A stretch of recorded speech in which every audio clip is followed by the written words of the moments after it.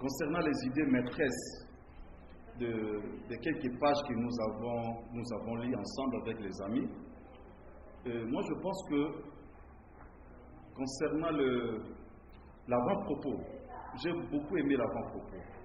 Mais ce qui est plus important pour moi, les thèmes abordés par l'auteur, un thème qui interpelle les gens, nous en tant que Congolais de la République démocratique du Congo. Parce que quand on parle les mangeurs de cuivre, c'est vraiment un sujet qui suscite beaucoup de débats. Qui mange nos cuivres? Qui font ça? Et le thème-là nous dit toujours, il y a des personnes qui meurent à l'est de la RDC à cause de ces cuivres-là. C'est ça que moi je dis, c'est vraiment un thème-là un peu émouvant, que moi personnellement j'attends, je voulais entendre les constats que l'auteur a fait par rapport à ce sujet. Quel est le constat? Qu'est-ce qu'il a constaté au juste? Les idées qui m'ont le plus marqué dans ce texte que nous venons de lire, c'est la manière, les tactiques qu'a employé les colonisateurs pendant la colonisation, que moi je peux en d'autres termes appeler les néocolonialismes. Donc on comprend qu'il n'est pas venu, comme qui dirait, seulement sur le plan politique. Il a également affronté l'angle religieux. Et là, je rejoins carrément ce qui dit que la religion est l'opium du peuple. Et ça m'a beaucoup touché. Et je comprends que dans la vie, quand vous vivez avec quelqu'un, il ne faut pas seulement tenir compte de ce qu'il vous dit. Il faut aussi tenir compte, aller plus loin, c'est-à-dire aller plus loin, voir aussi les tactiques, les méthodes qu'il est en train d'employer. Est-ce qu'il n'y a pas de peau de banane, il n'y a pas de pièges, etc. Ce texte m'inspire la femme à 1000 bras. Cette femme aux 1000 bras, elle est capable de beaucoup de choses. Ce n'est pas parce que je suis femme, mais aussi parce que nous sommes en plein mois de la femme. Cette femme aux 1000 bras, elle est capable de s'occuper de son mari qui est à l'hôpital. Elle est capable d'aller, à la frontière, se procurer des choses pour nourrir sa famille. Elle est capable de subvenir aux besoins de ses enfants. Donc la femme a beaucoup de capacités, a beaucoup de potentialités que peut-être le monde ignore jusqu'à preuve du contraire.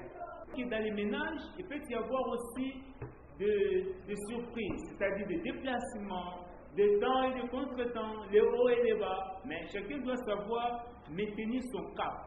C'est-à-dire, il peut s'avérer que le papa est plus friqué et la maman est encore au-dessus de l'échelle et vice-versa. Mais ce qui est bon, quand vous avez l'opportunité de merger, quand c'est vous qui devenez la pierre tournante pour ne pas dire l'homme orchestre, il faut toujours garder la maîtrise, il faut toujours garder l'humilité, il faut toujours faire primer et valoir l'amour vis-à-vis de son mari, ou de son épouse, voire même vis-à-vis des enfants.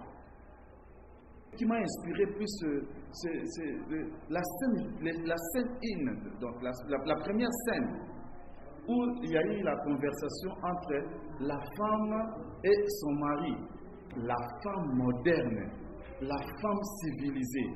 Ce n'est plus une femme là qui reste à la maison, elle attend, son mari vient avec l'argent et puis pour manger. Non, ce n'est plus une femme budgétivore. Excusez-moi les termes, mais ce n'est plus une femme budgétivore. La femme a eu le courage d'aller chercher, d'aider la famille pour que la famille survive encore pendant que son mari était à l'hôpital hospitalisé pour un problème d'accident. Et moi je pense que c'est vraiment un bon exemple pour toutes les femmes de l'Afrique qui se considèrent comme étant la femme ménagère et doit rester à la maison, attendre tout de son mari. Donc voilà un peu ce que je peux vous dire, je vous remercie. Ce qui m'a plu, c'est que l'auteur a mis tout haut ce qu'on a toujours parlé tout bas là.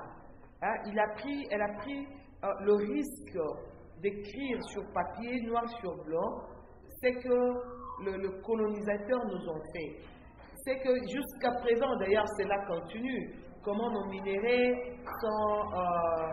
sont pris et nous ne sommes même pas bénéficiaires de ça. Comment nous sommes mis au deuxième plan, disons même en arrière-plan. C'est-à-dire, ce sont nos minéraux à nous, mais il est exploité en notre défaveur.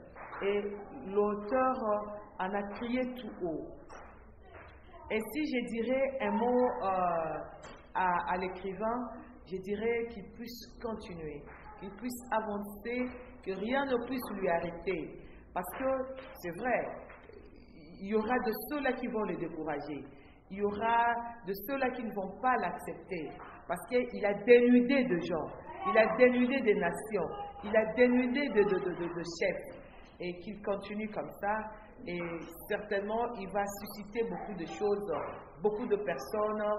Lorsque nous allons lire, lorsque le monde lira ces textes, beaucoup de personnes sortiront et seront derrière elle pour l'appuyer, bien qu'il y aura des autres qui vont le décourager. Mais que lui puisse toujours continuer. Voilà ce que je pourrais dire. Merci beaucoup. Nous vivons dans un pays potentiellement riche, mais la population est vraiment très très pauvre.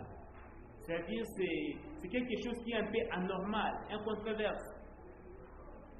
J'ai beaucoup aimé le courage de le faire parce que c'est en train maintenant de stimuler la conscience de peuples autochtones que nous sommes, afin de pouvoir bénéficier de nos richesses. Quoi qu'il n'a pas employé le terme richesse. Donc moi je crois que dans le majeur de cuivre, il y a le résumé de tout ce qu'on a comme minéraux, de tout ce qu'on a comme potentialité, de tout ce qu'on a comme richesse, sol et sous-sol. Alors, un mot à l'écrivain, c'est lui dire merci. En tout cas, je trouve que c'est quelqu'un qui est sorti de l'ordinaire. C'est un mot de manière particulière à ce que moi je suis en train d'appeler les lions indomptables, les lions rugisseurs. Parce que ce sont eux qui envoient les mangeurs de cuivre.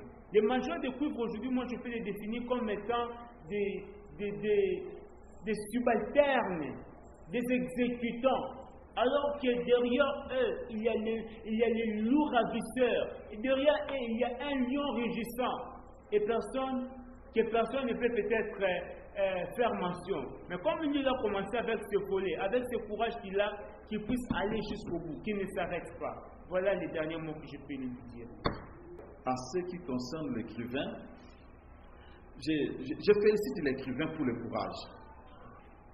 Donc, ce que l'écrivain est en train de faire, c'est la conscientisation. Il est en train de nous conscientiser. L'auteur est en train de nous sensibiliser. Il est en train de nous aider à prendre conscience de notre pays. En tout cas, je lui dis seulement merci